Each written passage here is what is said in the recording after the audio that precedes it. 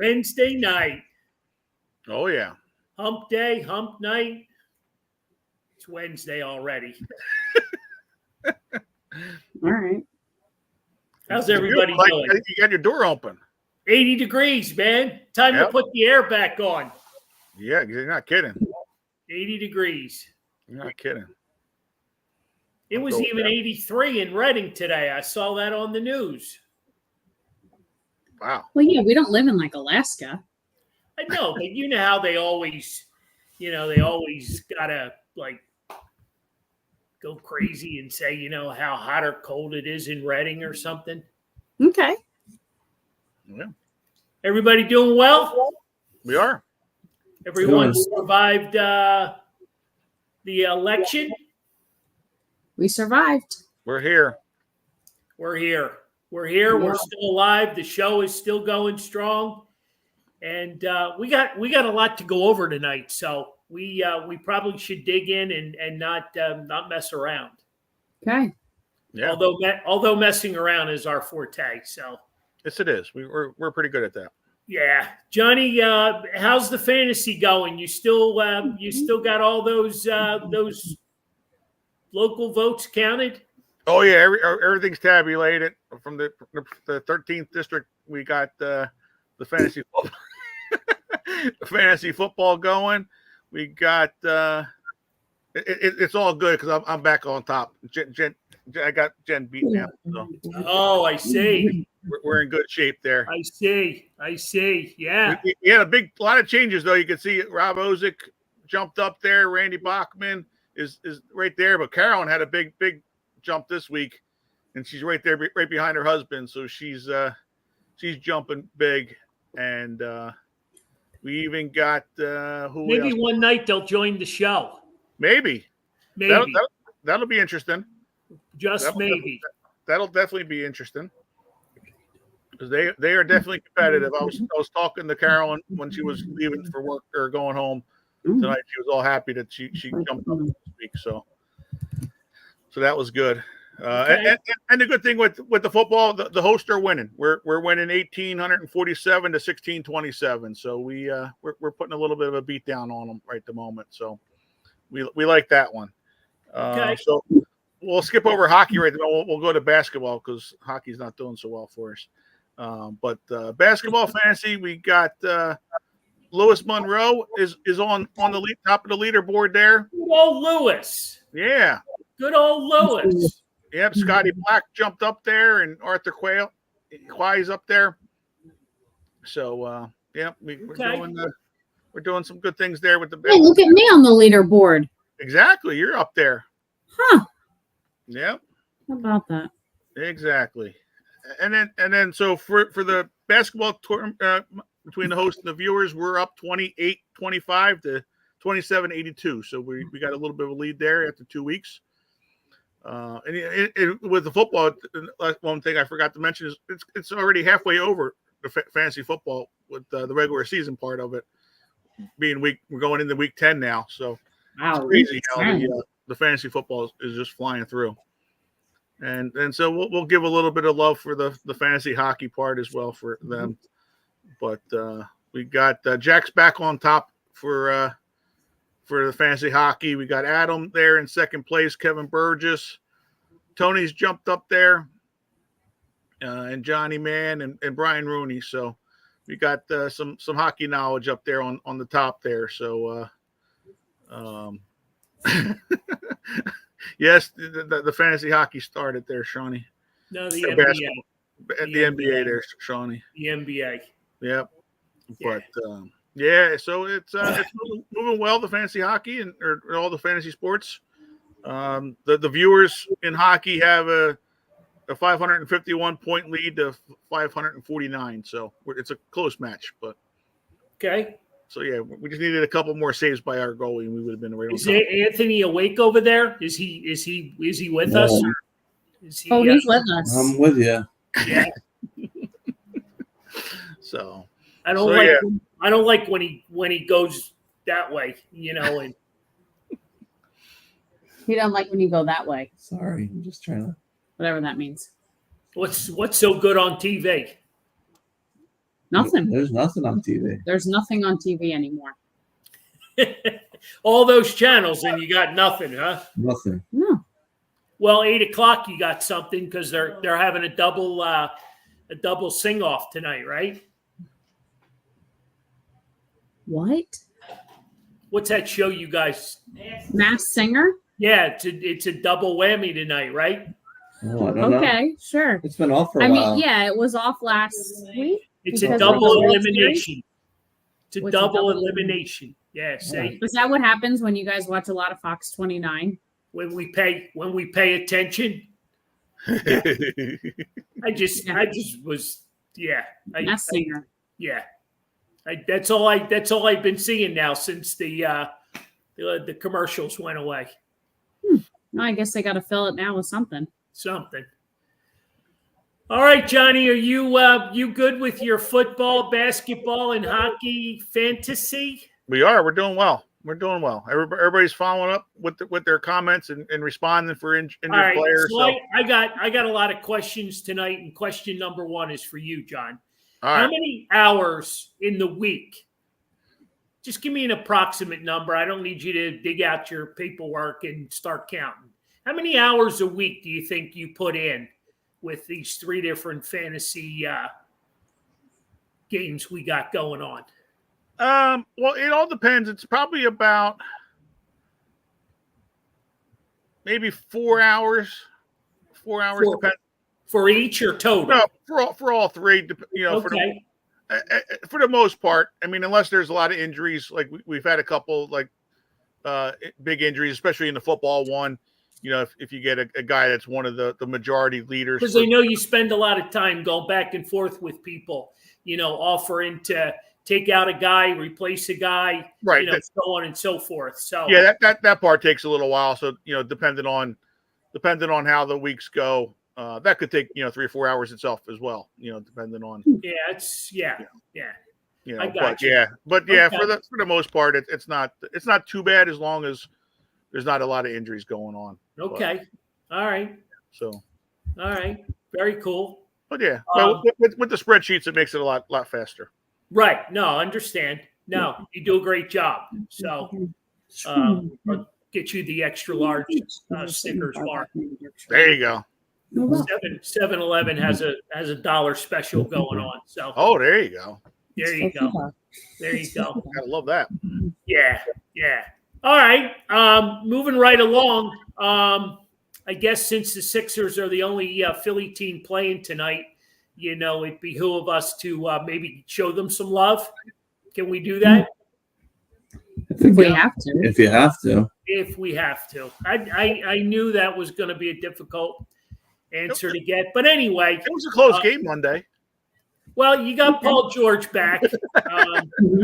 You got Paul George back. Tonight he goes up against his old Clippers team and teammates. So it should be interesting with Harden on the other side.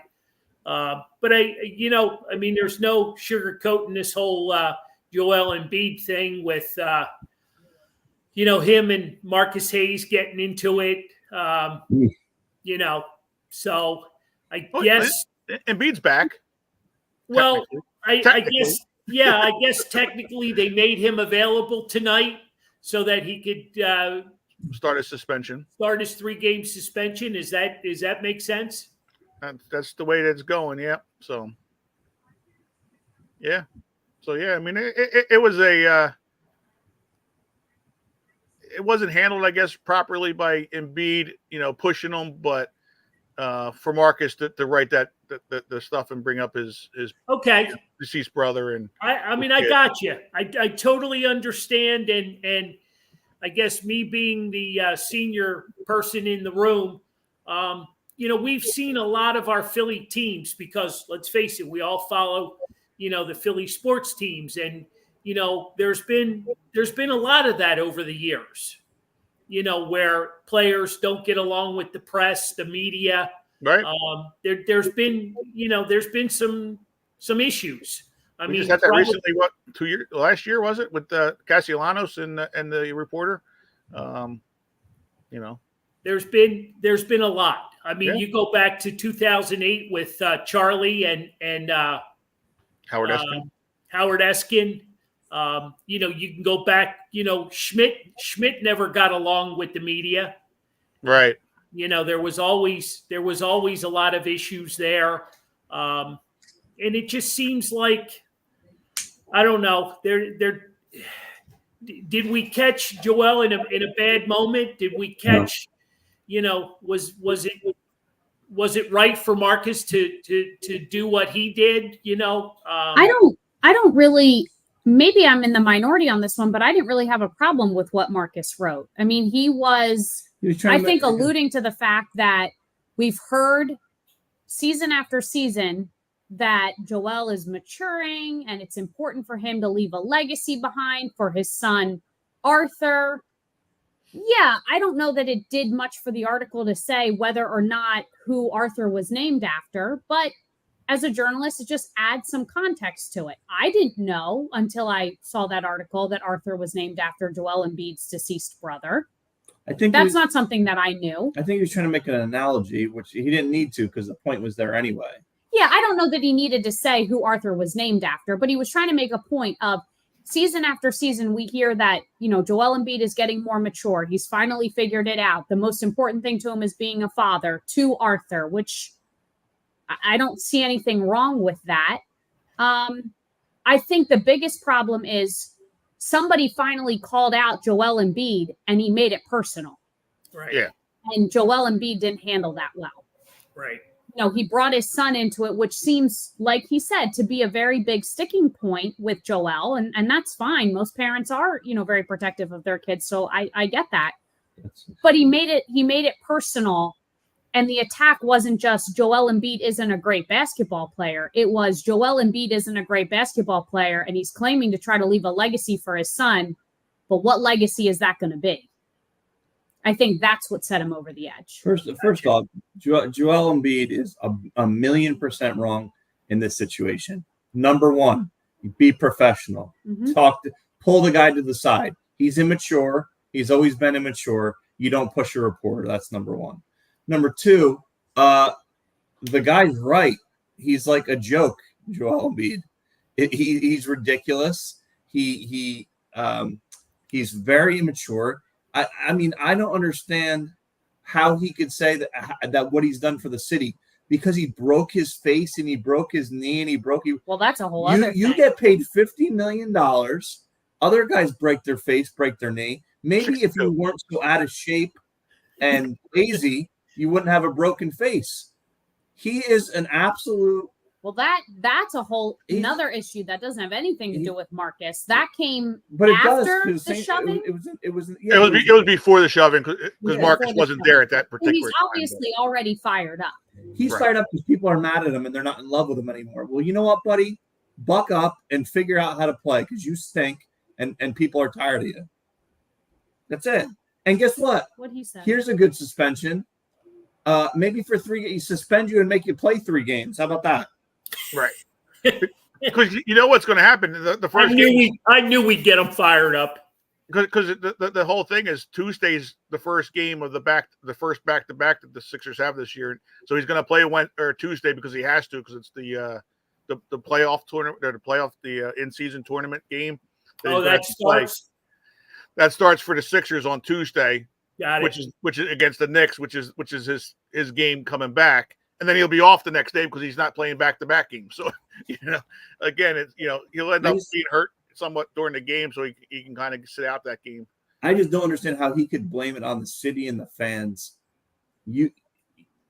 Everything that's happened to you is your own fault, right. and to say and that you get paid $50 million. Well, yeah, I mean, that kind of absolves you of any sort of complaint. It's not for the city. You're getting paid $50 million. What have you done for the city? Nothing. But also, until you've brought a championship to the city, right, you've done nothing. Nothing. He's a guy down the second round. You won an MVP award, which served yourself. And we've gone to a handful of playoff games. And you won. Other than that, you haven't done anything for the city. When the opportunity arose for you to put the team on your back, you failed them multiple times. Yeah. So what I think we're honestly starting to see is Joel Embiid becoming the villain. And for a while, there's a Batman quote that if you stick around long enough, you'll see yourself become the villain or you die the hero. And I think we're starting to see that. I think we're starting to see things start to align where first he says, I've done enough for this effing city. Right. So, people shouldn't be on my back. Then he gets upset with Marcus for writing what he wrote when we live in a free country. He can write whatever he wants. You have no control over that. If you're so upset, Joel, write your own piece about Marcus. Imagine what that would read. Or win something. And we're starting to string together some not so great things that hopefully, which I know won't happen, is once he gets out on the court, he plays so well, it shuts all of us up. But he's so out of shape. Unlikely. He's not playing well. He was out of shape and a mess in the Olympics. He got an Olympic gold that I'm not saying he didn't deserve, but he didn't do a damn thing on that team. Well, they would have won that with or without him. That's what I'm That saying. that didn't add anything. And he's disgruntled because he knows that it's a failing. The ship is done. He had Tyrese Maxey putting up 40, 50 points. He's not really a guy that should be scoring 40, 50 points, whether he can or not. He should be scoring 20, 30 points with a bunch of other guys that are good. I mean, it's an absolute mess, and I don't know that it's going to be fixed, even if they're both playing in all cylinders. I don't think that's the team that's going to beat a Celtics or a New York or any of those teams. Well, I guess from a sports standpoint and a Philly, sports team follower, I'm curious to see when and if he ever gets to play in what this big three could look like with him and Paul George and Maxey. There was a lot made this past year of putting this team together, and these were the components to making a run at the Knicks, at the Celtics, at the NBA upper echelon. So at what point? And this is really a wild ass question because they just paid him an extra $200 million. Right. At what point does management finally say enough is enough? I mean, what is it going to take? For them to nothing at this point. You sold a lot of season tickets and exactly a lot of merchandise. He's not going anywhere. He just needs a crash course in PR, and it's too late. Put your head down, play basketball, and then no one will have anything else to talk about but your performance on the court. Maybe you could send him a copy of that Batman comic. Then she'll get pushed. Yeah, that'd be something. What's that? He said, then I'll get pushed. Yeah, I just find it more entertaining, pushing, we wanted to get off to a good start, and we obviously didn't get off to a good start. And, it's all about injury. It's all about, him being hurt, Paul George being hurt, but that's a legitimate injury and he's back. And but is he hurt though? We don't know that. That's the well, we don't. You're right. We don't. But at least with Paul George, there's an issue, but right. What nobody is saying anything about, if they would come out and say that he's hurt, then there's a little bit less heat, right? Because there's a reason, we don't know, and we're all guessing. But isn't there? So they started. He's back tonight, so they could start his suspension. So doesn't that then mean that he's not really hurt, or were they already projecting? Like, are they setting it up for the timeline to be that he can come back when the suspension is over? So the injury is so specific that they can pinpoint exactly when to start him playing so that they can run up the suspension and then he can that seems a little too coincidental for me. Well, exactly, because the point, to that point, he has to play that Tuesday game because if he's healthy, he has to play in that game because it's a league rule that you have to play in all those play-in games if you're healthy, unless you're, obviously if you're hurt, you don't have to. But so if he comes off on Tuesday and they say he's not eligible to play, what do they do with the suspension? Is that suspension another 3 games? What if he gets hurt in during these 3 games that he's not playing? What if he gets hurt again? Well, that's again, like I said, I guess they'll have to change the time frame, because it was supposedly once he's healthy, he misses 3 games. So technically, he was going to play tonight.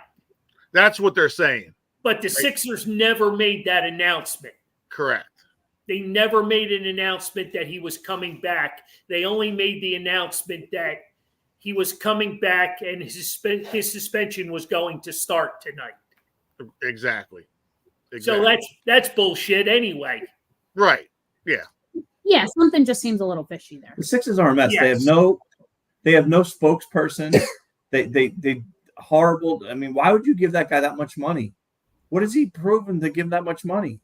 Trade him for something. I mean, what now? No one's going to ever give him. I mean, it's just a mess. Well, I'm also hearing. I read a little piece today with the Milwaukee Bucks that they're having issues with Giannis. Yeah, they're having issues there, and they're thinking about making a move as well. Well, we'll swap. One big man for another big man. I'll take them. I'll get rid of all 3 of them. Yeah. I mean, it's the whole NBA though too. I mean, we're dealing with it because it's here in Philadelphia, but right. It's it's all around the league. I mean, there's once they allow the players to have that load management type of clause that they can sit out, you just open it up for oh well, it's load management, so it's all good, and that's why the NBA had to step in with this playing games that they had. It was mandatory that they had to play those games if they were healthy. So yeah.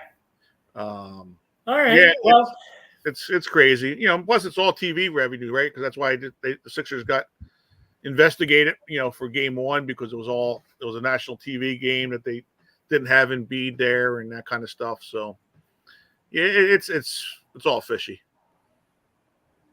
Fit in for a day like today. Why is that? Just leave it at that.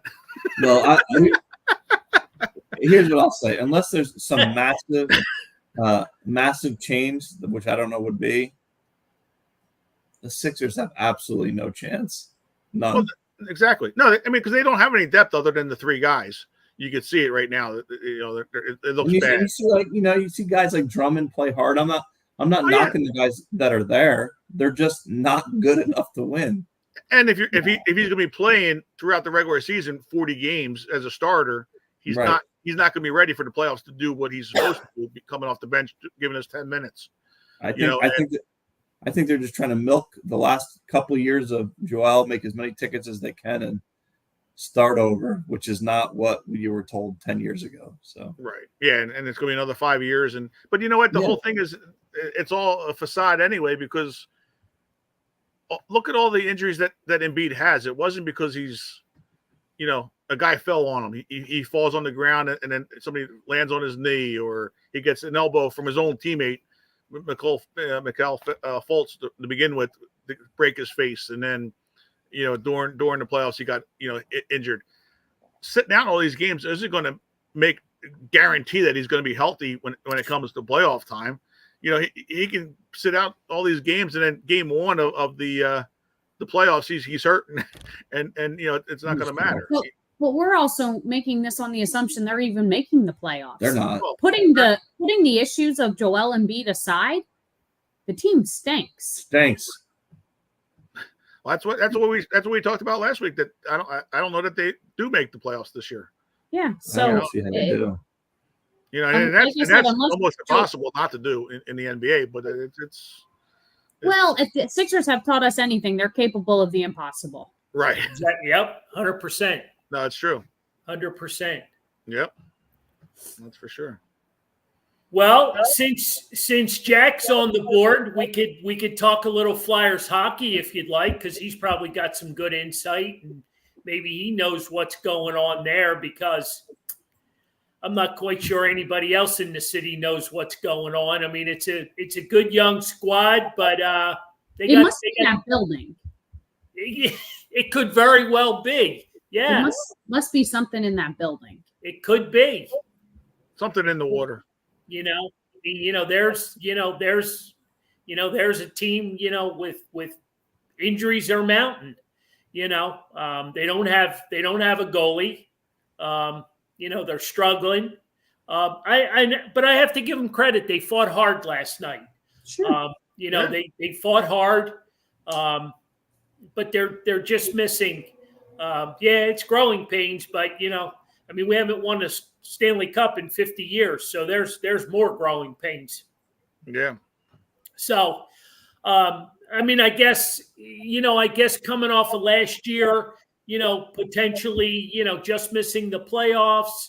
I thought they were going to come out with a faster start. You know what I mean? But I keep going back to the goalie situation, and I don't think they have a legit number one goalie.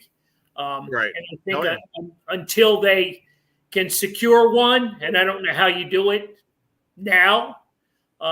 It's it's a problem. And the center of the ice. You've been talking about that for years, Jack. Some of these guys do some really good things, but they're not consistent. So it's growing pains, but they're hard to watch. At least, it's funny because every time, a bad play or a penalty or something, they pan over to Coach Tortorelli. Yeah.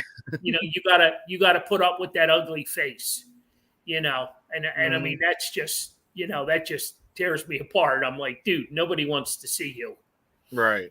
I think that it's they got a lot of nice pieces, like you were saying, and they're maybe 2 or 3 pieces away, right, from being a real legitimate team, and they'll have the depth, once it comes around. Like, I just from what I've seen, I like what Noah Cates is doing.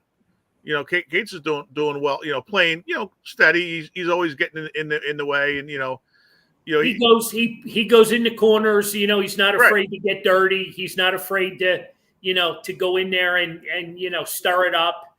Right. There's a lot. Konechny's playing well, and Tippett, just finally got a second goal yesterday. Hopefully that gets him started. And I don't know what's going on there, because I was high on him coming off of last year, and I thought he potentially had leadership qualities coming off of the way he played last year, and but I'm so far it's this goalie situation just has me really, really concerned. Well, and it's like everything. You can't win in this league. Just like the Sixers, you can't win without a big man. A big man that's willing to play hard, and you need a goalie. You got to stop the puck. And you can't keep blaming the defenseman in front of you all the time. Right. So, no star power. No doubt about that. I don't know. I guess I expected more things out of Danny, but is it still too early? Are we asking for too much too soon? But you got all these young players, and then you've got the middle of the road guys that by the time the young players get good, it's going to be time to move them out. Yeah. How long can Konechny go? At this rate, Couturier's, he's on his last pair of skates. So, there's a lot of, I'm optimistic because, that's what Philly sports fans are, right? We're optimistic as much as I hate seeing the teams lose, play bad, they start getting mouthy with the press, the media, and getting back to that for a minute, you notice the coach wanted no parts of that. He wanted no parts of that. He said, "I'll leave that to the management team upstairs." Right. he wanted no parts of getting involved with Embiid and, Marcus Hayes and, what went on there. So, I think Nick Nurse is getting frustrated as well with I mean, having to answer I think all the questions and that kind of stuff. I think we all are, because we've been starting to accumulate a lot of minutes talking about Embiid not being the guy, Right. after we were all such big fans and invested heavily in his in what he had brought here to Philly. Right. But here's another player / management person who brings one of his siblings to a press conference. Right. Yeah. Right. True. And I think he's got to, for him to get to the next level, I think he's got to get rid of the accepted in the process, being his nickname and that kind of stuff, because the process was about losing. It wasn't about winning. It was, they hoped that it was going to eventually get to a winning level at some point after they lost all the times that they would pick good players, but they couldn't even pick the right players when they did do all they did for the losing. So, all right, get rid of that name, because you're just being a loser right at the moment. You're accepting losing, and it's not good. All right, it's Dallas week. Yes, it is. It's Dallas week, and I think I talked a little bit about it this week, and it just doesn't have the same vibes. It doesn't have the Eagles, Dallas, all juice. the juice, all the BS, all the banter back and forth. Looking for some bulletin board material, looking for something. Well, right? The Cowboys are. Hold the on Cowboys one are second. Asking for a question here. He obviously missed the beginning, and he's on the top of the leaderboard. So here you go. Oh, Jack. there you go, Jack. There you go, Jack. You're right back up on the leaderboard. There you go, buddy. You missed the earlier part. You got to tune in from the beginning of the show to see the fantasy sports. Sorry there, Ant. Go ahead. Well, Thanks for being number one, Jack.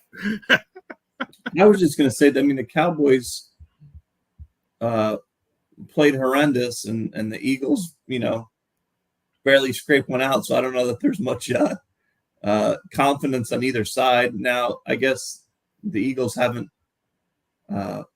It sounds like, I guess they were saying the Eagles haven't won there in quite some time or something. Dallas has won this game. Well, you know the last time they won in Dallas, what happened? They went to the Super Bowl. Oh, well, I love connections like that. I hate that stuff. At this point in the season, in 2008, the Phillies had the same exact wins and losses, and you know what happened in 2008? Right. I hate. That's I'll tell you in 2024 they shit the bed. Yeah. Yeah. Listen, and also Dallas, right? All right, we're talking Cowboys Eagles. Let's stay on course. They're good. They're gonna play hard, and they don't want to lose. They do not want to lose at home to the Eagles. So I wouldn't take that one very lightly. I don't care how much they lost by. I wouldn't take that very lightly. Well, I think a lot of it too is the fact that the team is bad.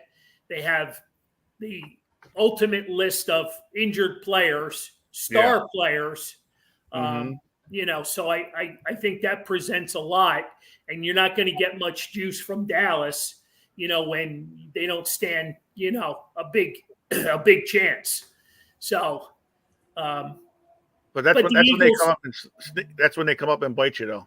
Right. Oh, 100%. 100%. It's a game that you can't just check it off and say, let's get in and get out, grab the win, and get back on the plane. No, you're gonna have to play, a full game, and you're gonna have to beat them. Whoever they send out there with stars on their helmets, you're gonna have to go out there and beat them. It's just, we're so used to guys, the Brandon Grahams, the Seth Joyners, the guys that like to the chitter chatter, they like to talk, they like to stir the pot, they like to, just get it going, and you just don't have that right now. Yeah. I mean, we're a good team, here in Philly. We got good players, but it just you got to play the full game. You can't leave it out there, and it's going to be I mean, the fans obviously are probably the ones that get things fired up on game day Sunday out there. So I'm sure it'll be crazy for the Philly players, to absorb all of that. But yes, Barkley NFC Player of the Week. Was that for the jump, or was that just the total effort? Well, 200 plus yards of total offense and 2 touchdowns will get you there pretty close. And It then sure will. Throw that jump on there on top of it, and icing on the cake, right? Right, exactly. Maybe he and maybe Saquon and Joel need to sit down and have a little chitter chatter. Right. Well, the funny thing is that Saquon's only played 8 games here in Philadelphia, and he's got 3 NFC Player of the Weeks. 6 years in New York, and he's got 3 as well. So I think he's liking it here in Philadelphia. I think he loves playing for the Eagles, just like Micah Parsons will next year. Exactly. When he comes to Philly, so yeah, we'll start stirring that pot. They just need to make some adjustments as far as. And I know the Jaguars aren't a good team, but you got to keep the energy going. You can't take your foot off the pedal. Well, that's 100% what they did, and that's what the guys even said coming off the field. But I don't understand how you gotta let that happen. Like, I guess you get tired and you stop for a play or two, but like, if they know that that's what happened, why don't they stop it while they're doing it? Like, well, I think there's a combination of elements there, that start with, some of the play calling that's coming over from the sidelines, and this tush push thing is just out of control. Going for the 2-pointers. John, feel free to jump in because I know you. I'm saving some of that for my rant, but okay, all right. Well, it was between Sirianni and Embiid this week for my rant, and we already got the Embiid bashing going already. All right, well, it's 7:10, so let's dig into the John's rant, and we can feed off of that. All right, yeah. So we got this guy, this bozo has to stop. It's insane. We got this team is so good right now offensively that we're talking about this whole week is this clown. Six calls that he made throughout the game that were all wrong, that allowed the Jaguars to stay in that game. That's where the foot was coming off the gas pedal. I don't think it was the players themselves. You take off 9 points that they should have had. That game's not even close at the end of the game. And if Doug Peterson wasn't as much of a clown himself at the end of that game, when they were down at that 14-yard line with a minute and 40 seconds left in that game, to throw it to the end zone at that point was just insane himself, because you got to burn that clock out, because they scored that touchdown there. The Eagles are winning that game again because they're going to come down and kick a field goal.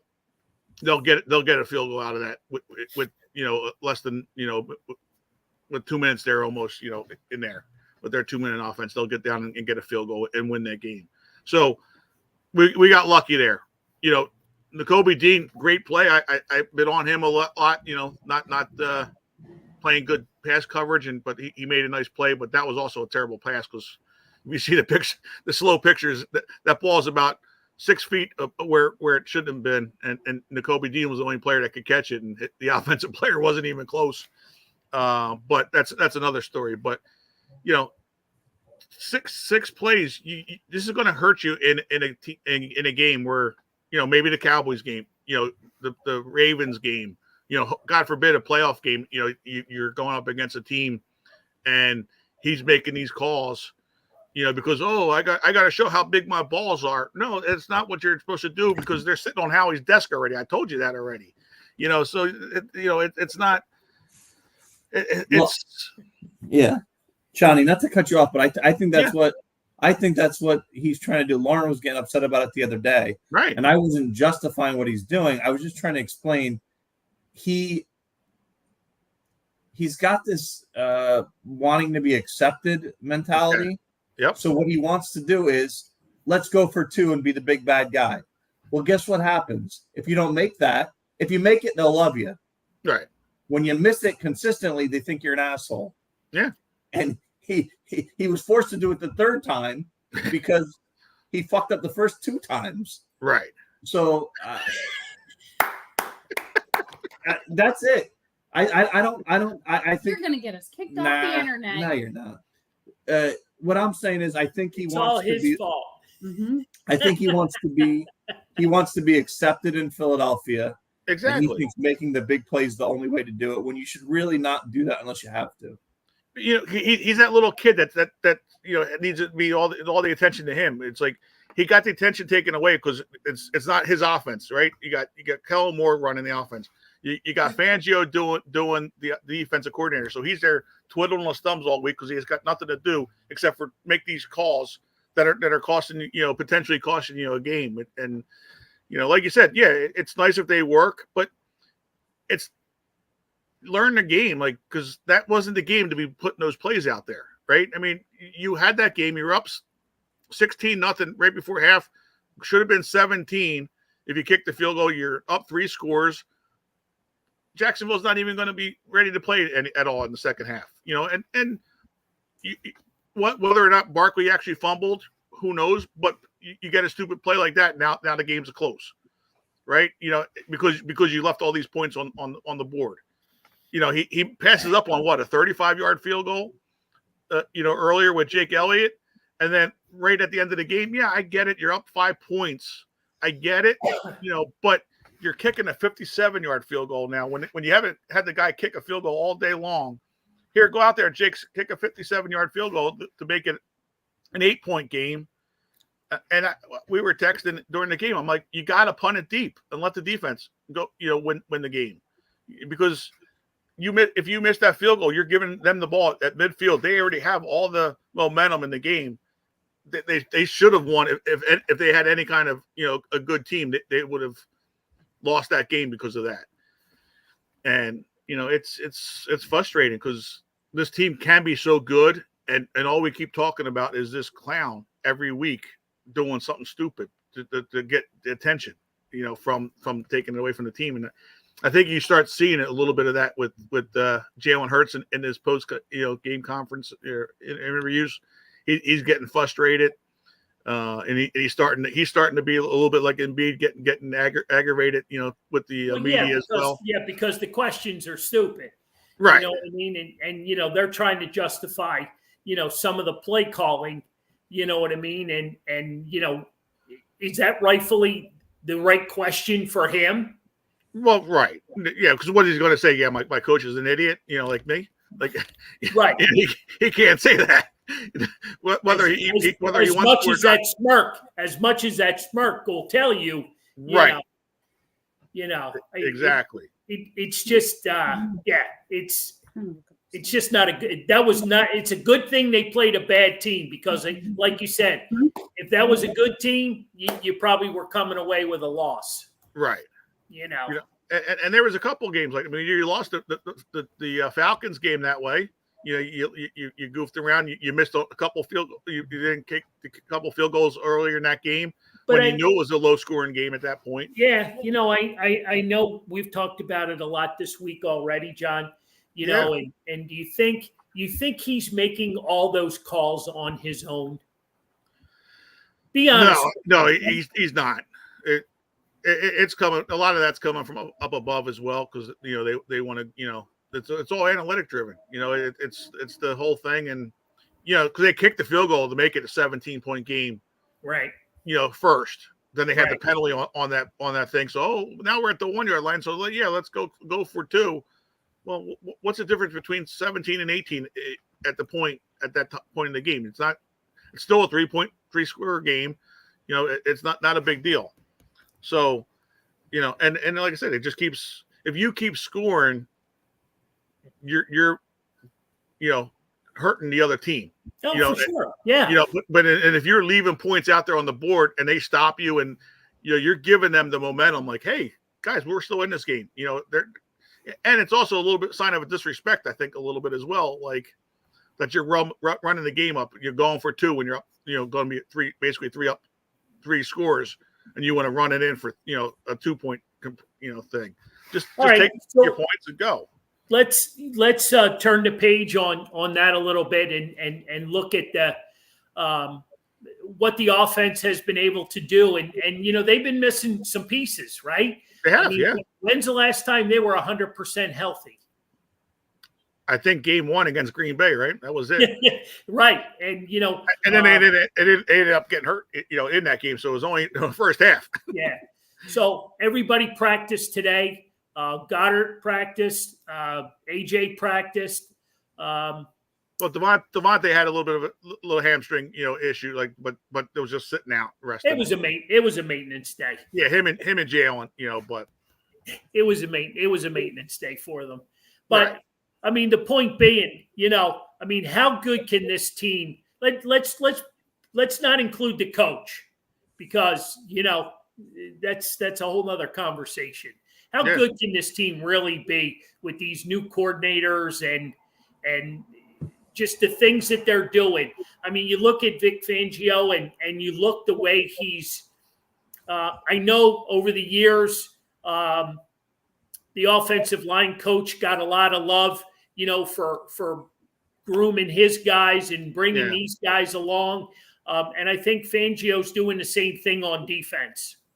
No, he definitely is, and it's really a good situation right at the moment. They're playing well. They're gaining confidence, right? I mean, right. Yeah, yep. I get it, and we got to also know that, hey, that they played three bad offenses, that they played, but at least they're doing what they're supposed to, right? They're showing that they look dominant. They're making plays. Right. So I mean, it could be worse than that, because we've seen that before, where you play in bad teams and you lose those games because the defense isn't playing well. Well, you got the Cowboys this week. You got Washington next week. Who's the quick early? That's Thursday, so that's a short week. To play short Washington. Week. Yep. That's the surprise of the NFL, right? The Washington Commanders there. Commanders. They've done some nice things. So the challenge is in front of them the next 2 games. Well, actually, next 4, because you got the Rams and then Baltimore. Well, I'm talking about the Cowboys and Washington being less than a week apart. Right. True. From Sunday to Thursday, then you have a 10-day break to get ready for the Rams. Right. So. Yeah. But I mean, it's the sky's the limit for the team offense, and if the defense continues to play, this way against better caliber teams, then we're it's a good team. We're gonna be in good shape, All right. So I'm gonna ask the tough question: who wins this week, and what's the score?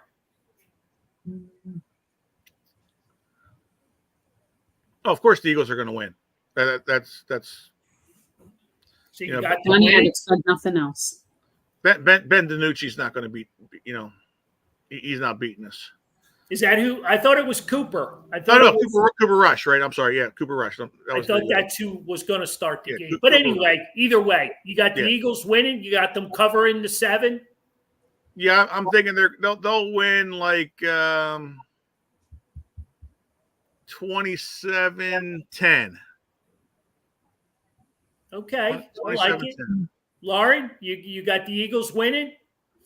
Yeah, I mean, I can never, even if they were like horrible, I don't think I could ever not pick the Eagles to win, let alone pick Dallas to win anything. Yeah, they'll win, but I don't know that it's going to be the super impressive game that I think we're all sort of still waiting for. I think it'll be kind of that similar.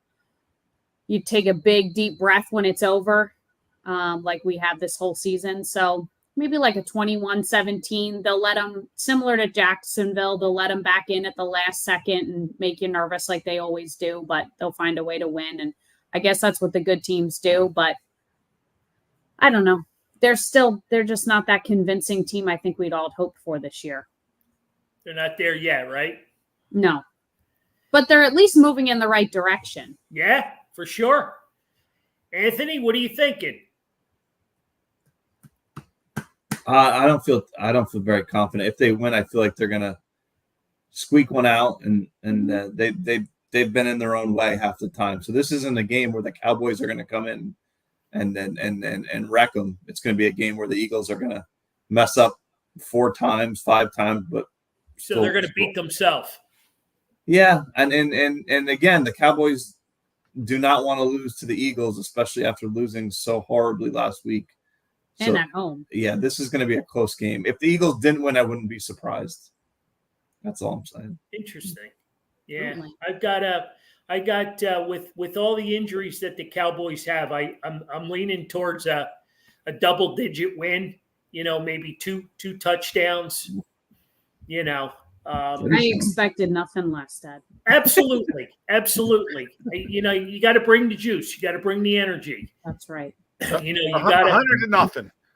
No, that would be nice. You know what I mean? I'll drink to that, but I just think I think they're playing good football right now. Pulling all the craziness aside, I think they're playing good football.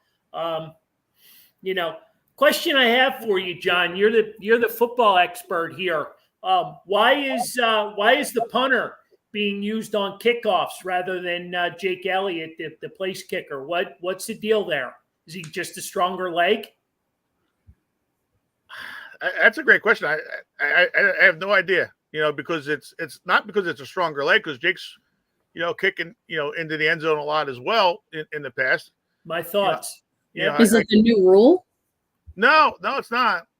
No, it's just they're saving his leg for the playoffs for Jake Elliott. I'm guessing. I've heard this come up 2 or 3 times tonight already about saving stuff for the playoffs. So yeah, I think because that's. I mean, what else could it be, right? I mean, because they're saving them. They don't even let them kick field goals anymore. So I mean, it's like and half the time they don't even let them kick extra points.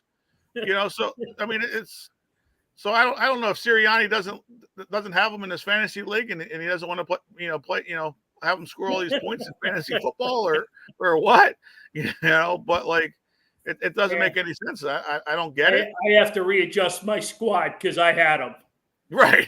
And yeah, I mean that's it's strange. I don't know. It's I think we would all have a different outlook on this team if it wasn't for him being on as the head coach, Sirianni.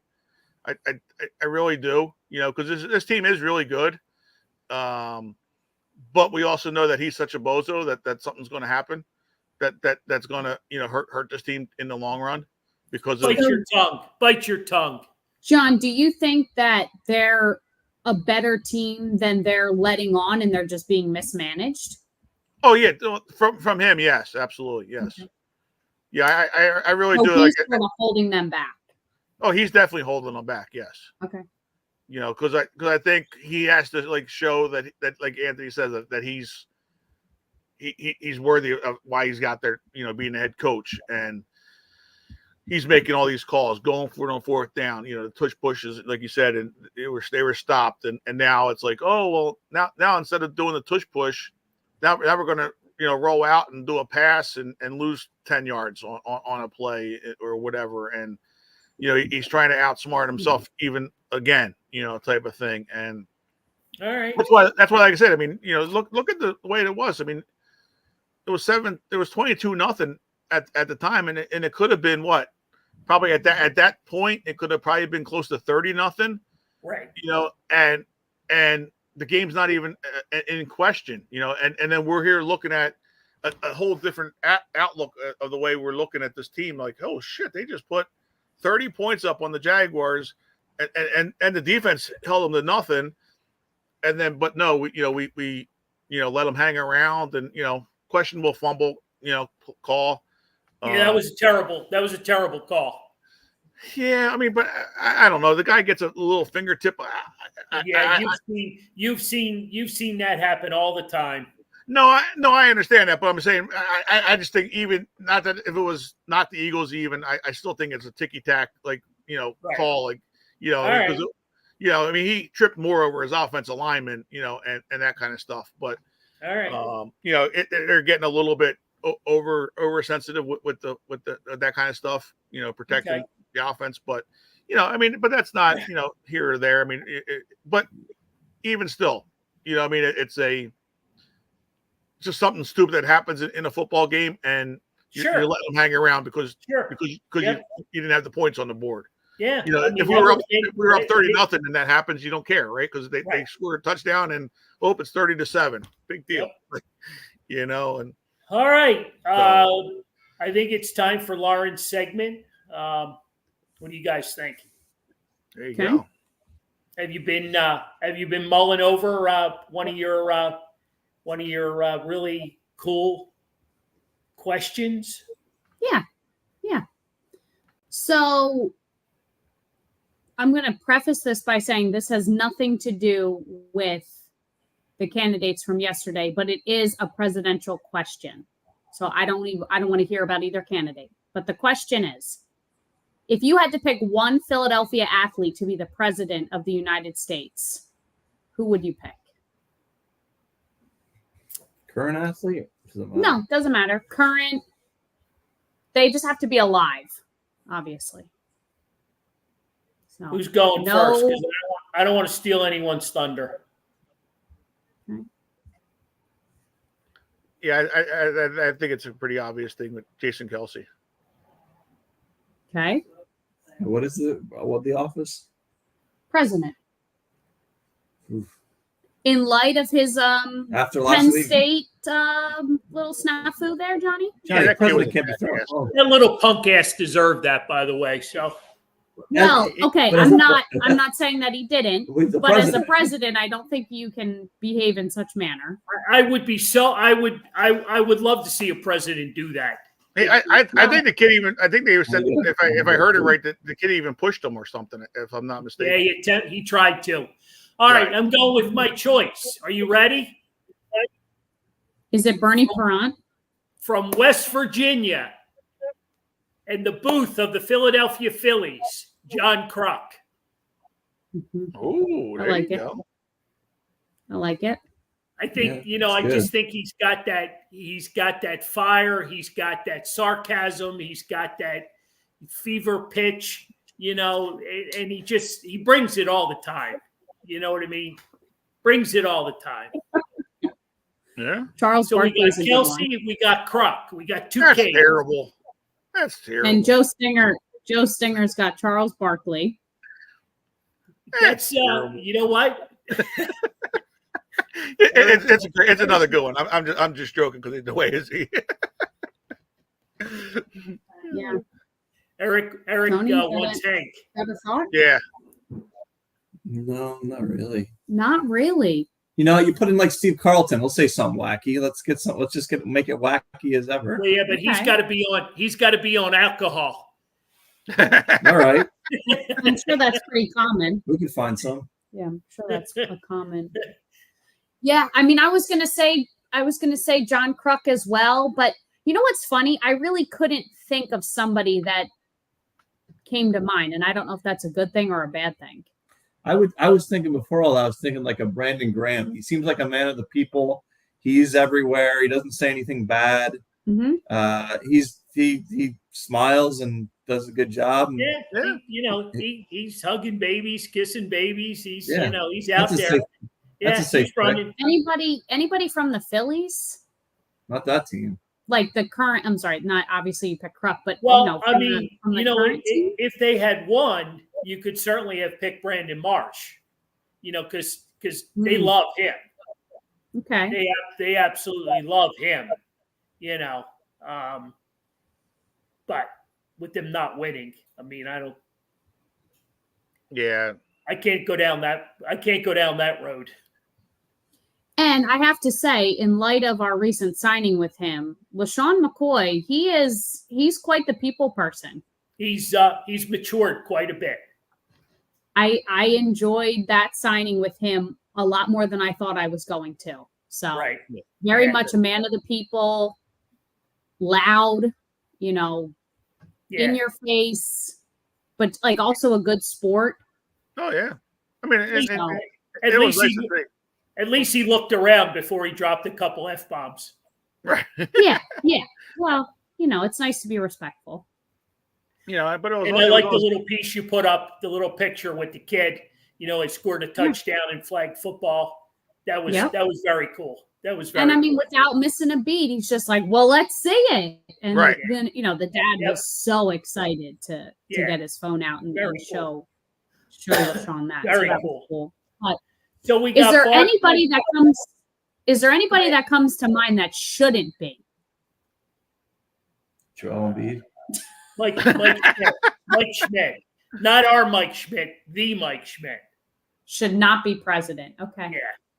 Yeah. Carson Wentz. Yeah, I feel like it's a lot easier to name people that shouldn't be. Well, there's a lot of guys that are dumb, like Ben Simmons shouldn't be the president. I mean, I don't know. Like, how about Lenny Dykstra? Oh, Lenny Dykstra would be a good president. Stop. It'd be outrageous. Stop. How about Pete Rose? Well, he's not alive anymore, so that would take that when he was alive. Yeah, if I'd have asked this question last month, Sorry. No, that was just my one qualification. I don't think Lenny Dykstra's alive either. Well, he could be like Weekend at Bernie's. Weekend at Lenny. Lenny's apparently living in Scranton and has found Jesus or something. He hasn't found Jesus. Oh, okay. Sorry. He's living in Scranton with a pastor friend of his. For Jesus. and the guy's trying to give him Jesus, and he says, "I'm not interested." But he has been doing. I saw him like the New York Post or the New York Times. He's doing artwork, and he's trying to come back and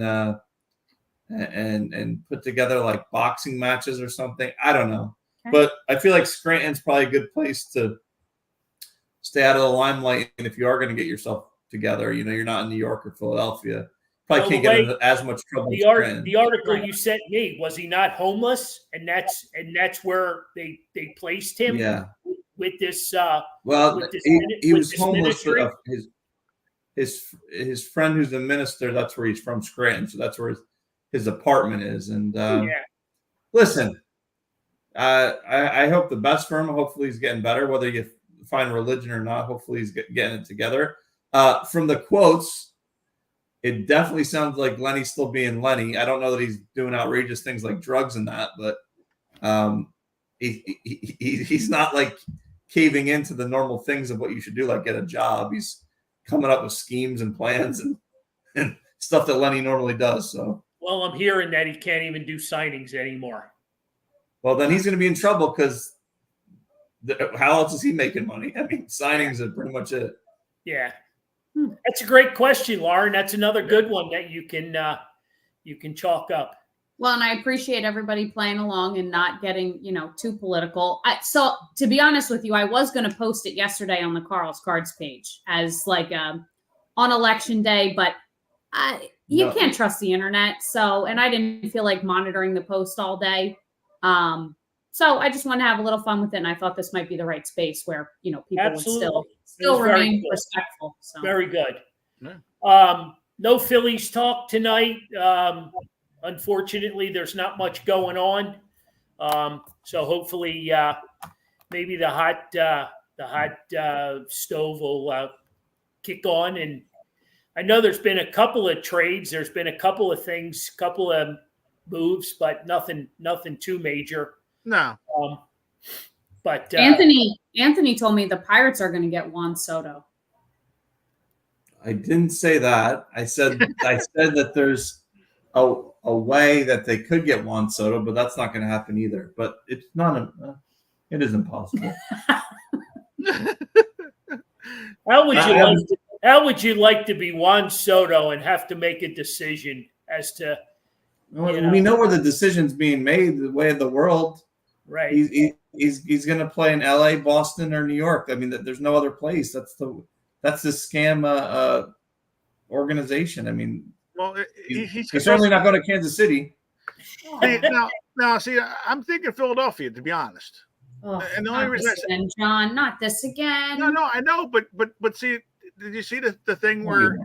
Did you see the thing that the agent was saying that before he even went to the New York Yankees, he already knew where he was signing, and he got all that connection with Harper and Turner and Schwarber and Kevin Long. I don't know. I think. I think the last thing this Phillies team needs is another big name. Yeah. They will boot the heck out of that guy if he doesn't perform because they do not need, and that's not even the guy's fault. They do not need another big name. They need some middle relief. They need some guys that know how to make base hits. Well, he is that guy. That's the thing. He is the perfect fit for this team. Go figure out a way to get Freddie Freeman. Then we'll talk. The guy actually. The guy actually shows up. Well, I know we don't like the Dodgers necessarily winning because it's a big team, big market. They got a big payroll. I get all that. But man, that Freddie Freeman story. Oh yeah. I mean, it's impossible. You don't have a heart to not feel for that guy and to be so happy for him and his family after everything that they've been through. So 100%. That was awesome. I love that stuff. I love that personal connection those stories that you get to hear. And how does Atlanta let him walk away? Right. How does the Atlanta Braves let Freddie Freeman walk away? Mm-hmm. That has got to be the dumbest move in baseball history, modern day. Well, they didn't want to play him. That's what I'm saying. It's only going to it's just going to get worse, man. There's going to be 5 teams that can compete. You're going to see the Dodgers and the Yankees or the Mets and the whoever, or the Red Sox every single year. So buckle up. But you know what? He didn't come up big in that final game. He didn't hit a home run. he choked in the end there too. So I mean, seven straight games with the home run. That was pretty amazing. 6 or 7 straight World Series. That's impressive. I'm sorry. Yeah, that was impressive. All right, guys. Another week, another great show. I know I like patting all of you guys on the back. You do an outstanding job. We all have full-time jobs and then some, but we always find time for an hour and change every Wednesday. And of course, Dad, are you considered full-time? I left myself open for that, didn't I? You did, and it seems like every week I get to do that now. You know what? I dare you to put on my shoes one day. Oh boy! All right. Oh please, is that what she said? I said all right, but oh please works too. I'll take both. Good stuff. We're back at it again next Wednesday, and then we've got a really live, entertaining show coming up in November with T-Mac, Tom McCarthy. Yeah. November 20th. Yep, November 20th. So we have another week next week here at our weekly roundtable before we head out on the road. So looking forward to it. I guess I've got one public service announcement, and that is if you haven't bought your A.J. Brown tickets by now, you may be on the verge of getting shut out. So there's a handful left. And the way John and I go through all these orders every morning, it's one of these mornings it's going to be sold out. So oh yeah, three straight years in a row going to be sold out for A.J. Brown.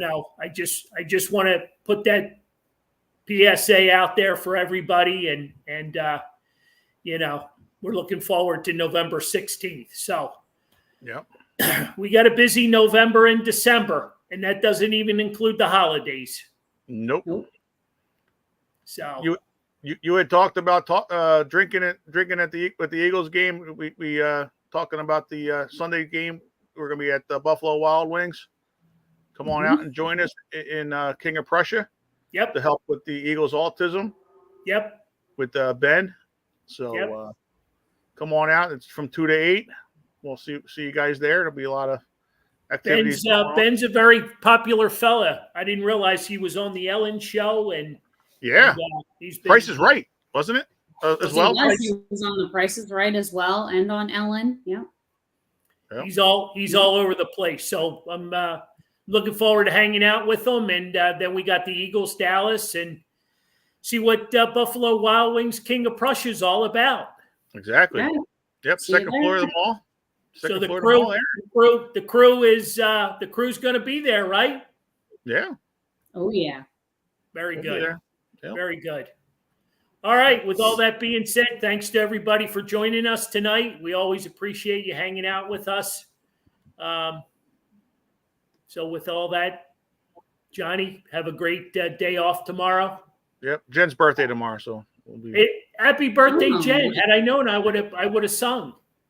Oh, I wouldn't have wasted my voice. that's okay. Oh, we're good. We're good. Thank you. Appreciate all the love and flowers. Exactly. Speaking of that, I'll hold the fort down tomorrow. It'll be my first full day week. First day this week. Oh yeah. Accomplishments, baby. Yep. Baby steps. Baby steps. Baby steps. That's right. That's right. All right. Have All a right. great rest of the night. And the Masked Singer's coming on at 8:00. So double Sure elimination. is. Double elimination. Go Birds. Go Birds. See you guys. EAGLES. Eagles.